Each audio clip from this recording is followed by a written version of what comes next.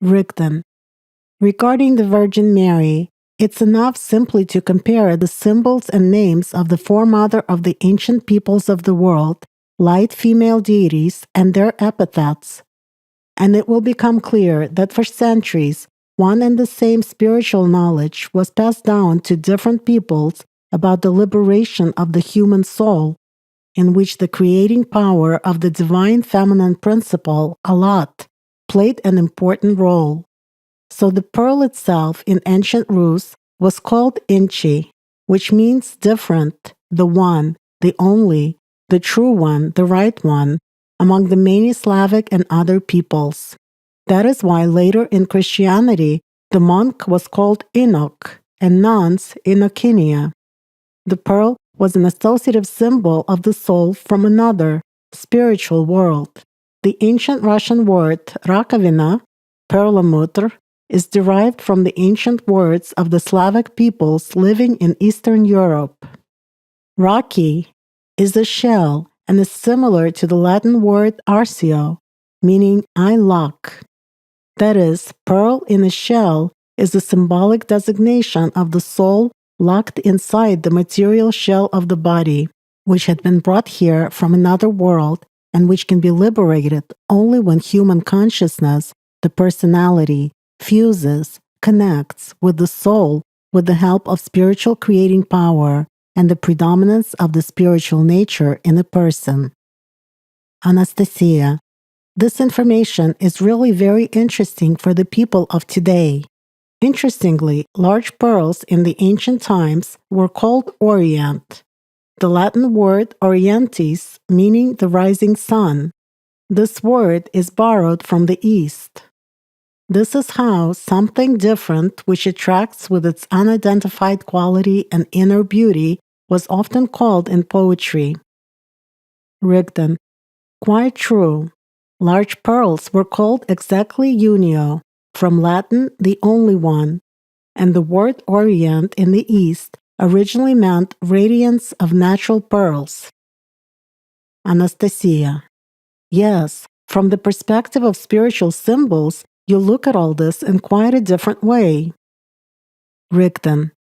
I will say even more. A cylindrical room under the central large dome or a tower in the central inner part of the crow's dome temple was called the main central apse, where the space for the throne and the altar was allocated. The ceiling of the apse in the form of a semi-dome, of conch meaning a shell, a spiral whirlwind, vortex, symbolized the sky. In architecture, the locking stone which locks the arch or the dome is still called the key. So as a rule, a mosaic image or a painting of the Mother of God Aranta with raised hands as a symbol of the one who opens the gate of heaven was originally placed on the inner concave surface of the apse. Anastasia. Yes, all the symbols of man's spiritual work on himself are really present here, including the attainment of liberation with the help of the divine power of the feminine principle. The image of the Mother of God, Aranta, was known in ancient Rus almost from the beginning of Christianization. Many people associated with the Byzantine Empire and not with the ancient East. Religion and cultural studies handbooks suggest that the name of this icon originates from the Greek word Arantis, meaning the praying one.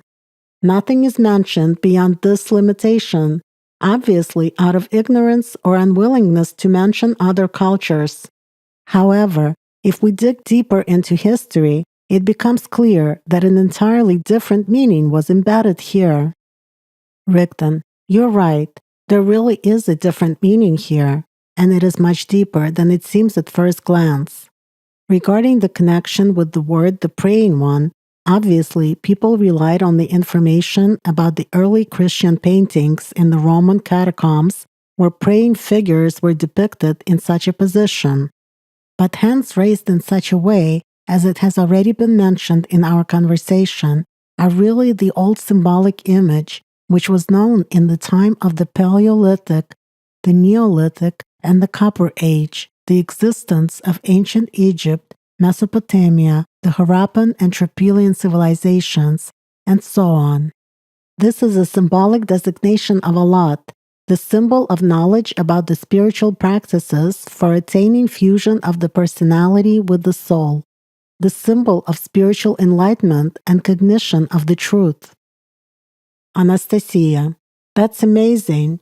It turns out that all the knowledge exists to this day. It is only people's perception of the world that has radically changed in the opposite direction.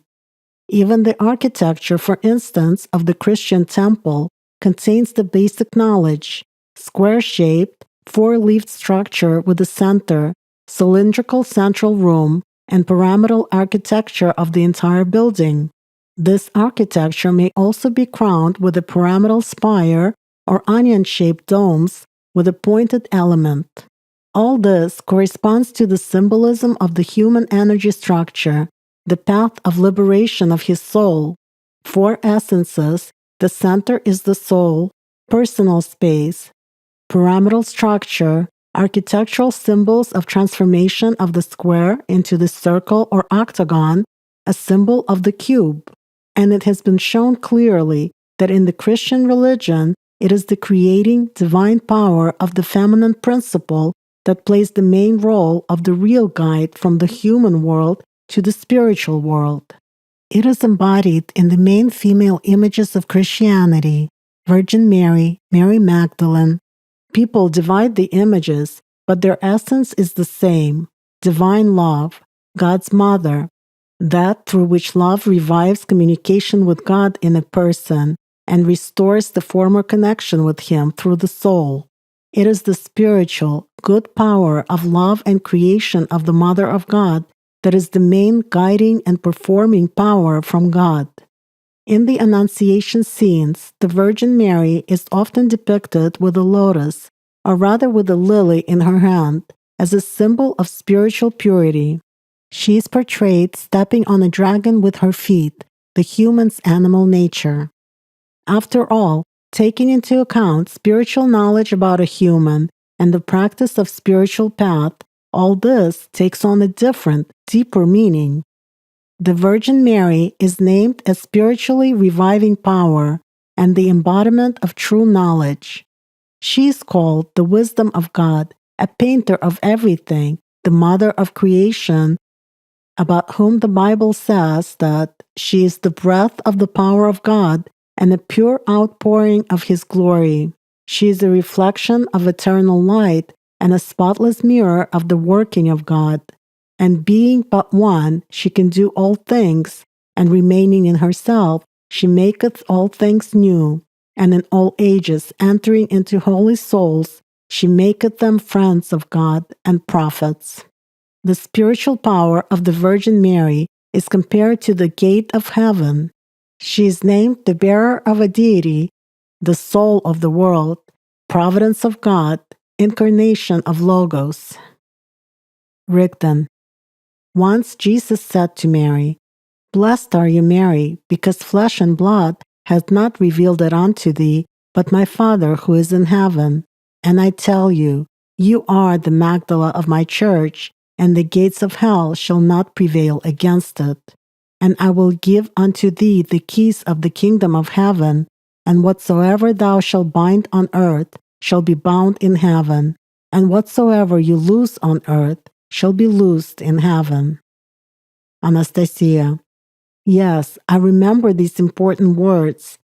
I recorded this knowledge in the book Sensei 4 about the fact that it is Mary Magdalene who was that closest disciple to whom Jesus not only entrusted the secret knowledge, but also handed the keys to the kingdom of heaven, that which today people call the Holy Grail. Magdala of the Church of Jesus, the main pillar of faith on which the true teaching of Jesus still rests. Rigdon. And real spiritual help comes to people for the salvation of their souls. Anastasia. You know, once when I was in Kiev and visited one of the temples, I saw an old picture of the god's mother Aranta in the half-length image. Her hands are clearly shown as raised up and spread to the sides in form of a cup, a half moon with its horns pointing upwards, and a circle is highlighted on her chest where baby Christ is located as in mother's bosom under her protection. That is, this is an icon with the АllatRa symbol encrypted in it. I was surprised that people don't see the obvious. Although had you many years ago not enlightened us on these issues, I probably would similarly not understand why I couldn't stop looking at that particular icon, why I feel the positive power coming from it.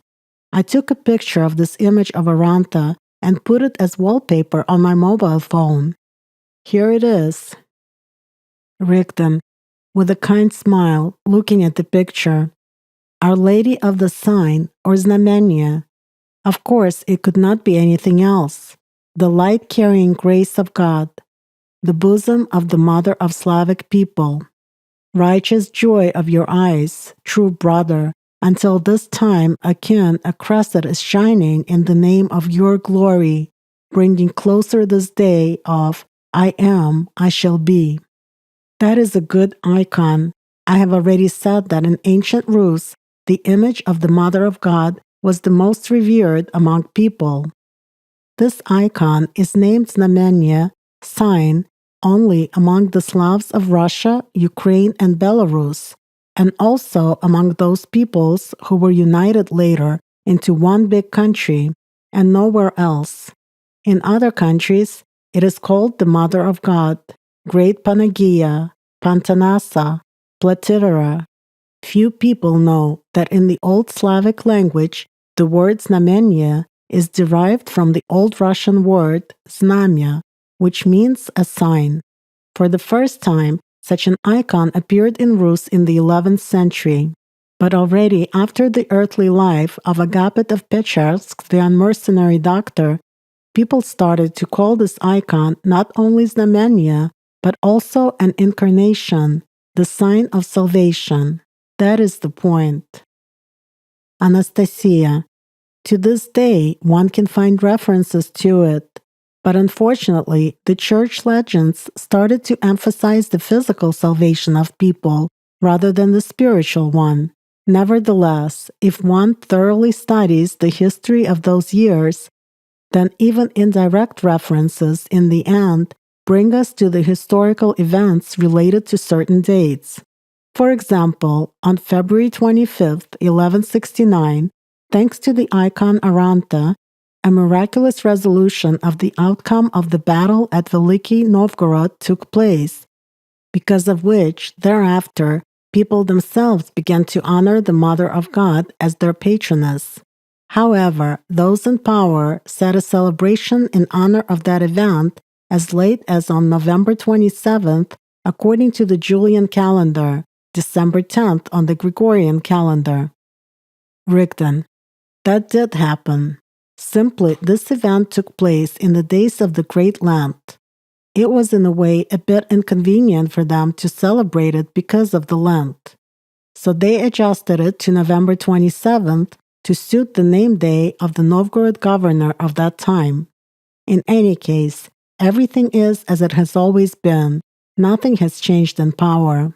But the most important thing is that people feel the truth. Although in fairness, I must say that this icon worked a lot of spiritual miracles in Kievan Rus since the 11th century.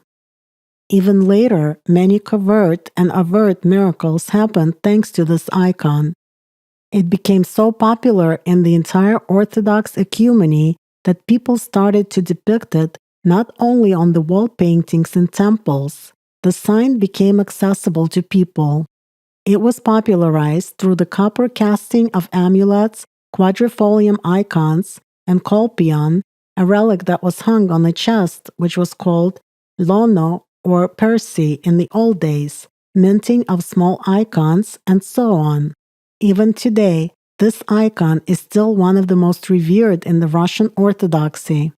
Even more than that, in Belarus, for example, the icon of the Mother of God, surrounded by 4 angels, is still the capital's coat of arms. Translated from German, Gerb, the Russian word for coat of arms, means heritage, a unique symbol of the ancient Slavic city of Minsk, located on the bank of the river Svisloch, one of Dnieper's tributaries. Legends have preserved a partial reference about the connection of the icon Znamenya with ancient Kiev and about its miraculous discovery. All these symbols and signs made a special impact on the spiritual heritage of these Slavic peoples. Anastasia. Yes, suffice it to look at the present-day coat of arms of those places in order to understand what symbols the society's attention is drawn to. Rigdon. Generally speaking, I must say that the Slavs in the pre-Christian period still preserved the symbolism, mainly of the rhombic type. It can be said that the Slavs and the Baltic peoples were practically the last Indo-European peoples who had long and firmly resisted the intrusion of Christian symbolism into their traditional beliefs. I draw your attention to the fact that by the 10th century, Christianity as a religion had already significantly strengthened its positions in the world as a tool of political power. Still, the symbolism of these peoples was mostly oriented towards the spiritual. But as I have said, all the changes begin with symbols. Christianity started to exert its influence on the rich sacred symbolism of the Iranian peoples practically since the 6th century, and on the Germanic nations since the 8th century, while a major attack on the Slavs by the symbols of this religion, including symbols that included negatively affecting signs, began in the 10th to 11th centuries. But thanks to the timely intervention of Agapit of Pechorsk in this process, positive symbols were activated in Kievan Rus, many of which, the signs AllatRa, Allat, rhombuses, circles, and equilateral crosses, were well known also in the pre-Christian period. Agapit basically renewed the knowledge, including about the four essences, about the spiritual liberation of a human. Of course, this was done not openly but covertly, but still. So thanks to the spiritual work of Agapit of Pechorsk, the unmercenary doctor, there was a renewal of mostly positive signs which naturally affected the spiritual future of these peoples. Anastasia. Yes, and this can be easily traced through various ancient artifacts. For example, by the symbols and signs which had appeared in mass among the Slavic peoples of that time, through icons with the symbol of Allat and the АllatRa sign, folk embroidery with sacred scenes, through the circulation of rings, fibulae, decorative fastening for garments, earrings, brooches with the symbols of exactly equilateral crosses and not the long crosses, with the symbols of the four essences. Interestingly, in the ancient Rus, golden and silver signet rings with images were common in cities, while in villages there were copper ones with geometric patterns. Rigdon. As a rule, people's attention is deliberately focused on the philosophy of this or that religion or the political ideology, but not on signs, and certainly not on the true purpose of these signs. While some of them are working signs and affect the human energy structure, they work at the subconscious level, regardless of whether the person understands this or not. People should take a closer look at what specific signs and symbols surround them at home, at work, and in other places of their lives. It is always possible to change the situation for the better if one has the knowledge. All it takes is the desire of people themselves and their real work in this direction. So getting back to the conversation about Aranta, this is not the only icon with an image of the Mother of God where these symbols and signs were placed.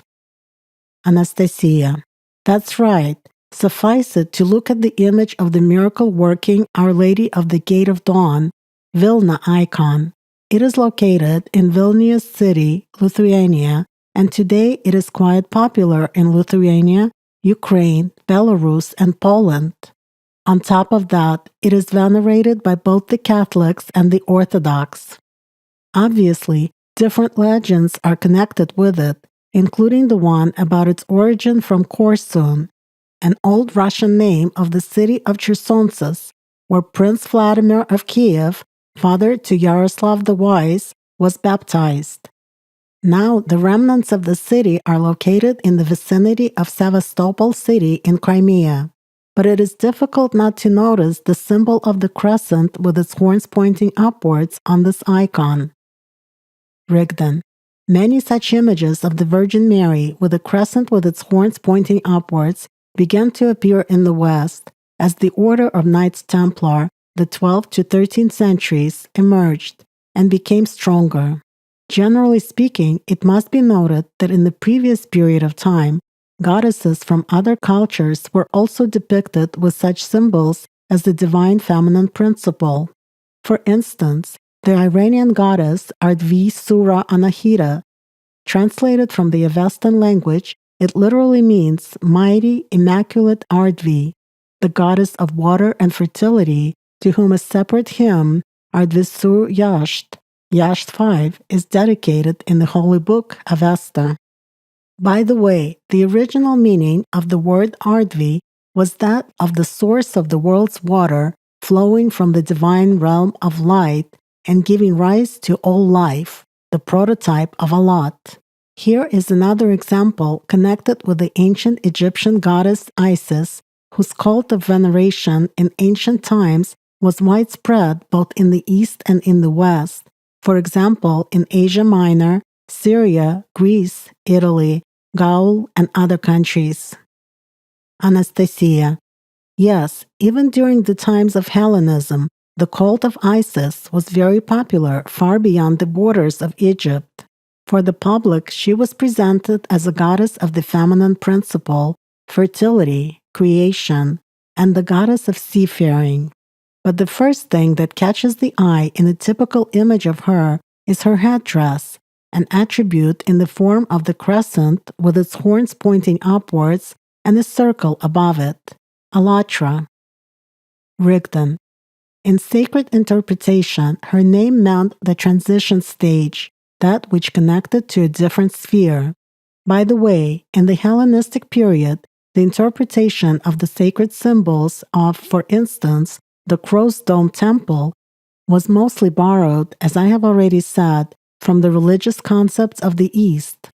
For example, I have already mentioned in the conversation about the Greek word apse, which means a cylindrical room under the central large dome or a tower in the Crow's Dome Temple, and about the locking stone, the key, that locks the arch. The symbolical meaning of the apse was borrowed by the Greeks from the sacral meaning of the name of the goddess of ancient Egypt, Isis, and one of her attributes, the Egyptian Ankh cross, which meant eternal life, the key to life, a symbol of immortality. The apse from the ancient Greek aphis, meaning arc, loop, arch, protrusion, that which brings together, connects. That is how the Greeks referred to any circular shape, disc, orb, cylinder, and the firmament. Anastasia. Yes, the priests of different ancient countries on many occasions had to put up with such massive veneration of the foreign goddess by their herds. It was difficult for them to overcome the growth of her popularity among the peoples. Rigdon. Of course, priests fought not only against this, but they also made attempts to lead this movement, or at least to borrow some rites and elements from this cult, some epithets for their local goddesses in order to enhance their attractiveness, and therefore to also increase their income. However, with all those borrowings, they partially copied the essential knowledge as well. People who had been truly let into the secret of knowledge about signs and symbols understood the reason for this popularity among the public. That is why they themselves contributed to the process of dissemination of positive signs and symbols and used any means and opportunities, including capturing them in monumental architecture, in order to pass on this knowledge to future generations. And later, this resulted simply in a tradition among different peoples, often without understanding the essence. People began to imitate, guided only by general superficial philosophy and the experience of previous generations in architecture and art. For an attentive person, it is enough to look at the architecture of sacred buildings, temples, churches, and other religious structures built both in the ancient times and today, which are located on different continents and which belong to different religions. And he will see that they reflect the same main spiritual symbols. Often, such structures represent architectural solutions in the form of transformation of the square shape, meaning everything earthly and human, into a spherical shape, meaning heavenly and spiritual, which, as I have already mentioned, symbolizes spiritual growth and transformation of the human structure. Basically, this is a symbol of a union of the four essences of a human, an attainment of their oneness upon the dominance of the soul and its subsequent liberation. And the latter in the architecture of sacred buildings was depicted in the form of the cube or a symbolical image of its 8 vertices, often as a finial, an 8-pointed star. Later, the prototype of the cube began to be shown in the form of the octagon, thanks to which the square of the tower was connected to the circle of the dome, as a symbol of final transformation, a qualitative change of the human nature and his exit to the spiritual realm. The same applies to ancient art. For example, the geometric patterns of the East, such as Muslim palaces and mosques, as well as books, garments, and decoration of dishes.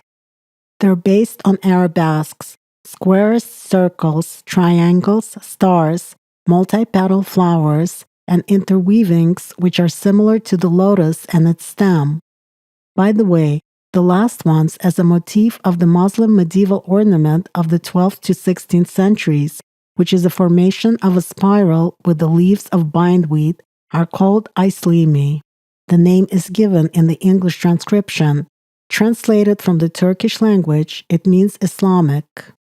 In the East, it is believed that this pattern glorifies the beauty of the earth, reminds people of the heavenly gardens, and also expresses the idea of the symbolical spiritual growth of a human, which is reflected in the constantly evolving and blooming shoot, whose path includes many possibilities of its growth and interweaving of different circumstances of the world. And the geometric ornaments in the Muslim art of the Near and Middle East, already in the 9th to 16th centuries, were called girih. The name is given in the English transcription. It is derived from the Persian word meaning a knot. I should mention that some of the most widespread symbols are 8-pointed, 5-pointed, and 6-pointed stars. And in general, geometric ornaments in the worldview of the Islamic religion symbolize the ideas of unity, harmony, and order on which, according to their beliefs, the universe exists, which was created by the one God, the creator of all things, Allah. Once, these symbols also served to transfer the knowledge, whereas now, for most people, they're just objects of spiritual contemplation, just like, for instance, mandalas are for the Hindus. By the way, initially, only symbols and signs were used to designate Buddha, the same as in early Christianity to designate Christ, and it is only much later, as the institution of religion had been created, for example Buddhism, that Buddha was personified as a deity.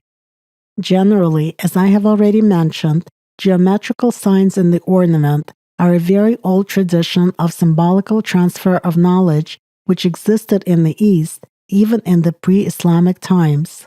Such an ornament was previously read by, for instance, Arab nomads like an open book, which most understood. Anastasia. Well, the East, and Islam in particular, are a story in itself. Once, long ago, you told us about Prophet Muhammad. This, in turn, generated interest in Islamic traditions, culture, art, architecture, and literature. As is commonly known, the main shrine and the place of pilgrimage for Muslims is the birthplace of Muhammad, Mecca. This place is located in a small valley in the mountains. Even in pre-Islamic times, Mecca had already been the main religious center of the peoples of the Arabian Peninsula, and the Kaaba, the building in the form of a large cube, was commonly recognized as a shrine by different peoples of the Arabian Peninsula. Scientists still do not know who built it and when, but what is interesting is that when translated from Arabic, Kaaba, the English transcription of this word, means a cube.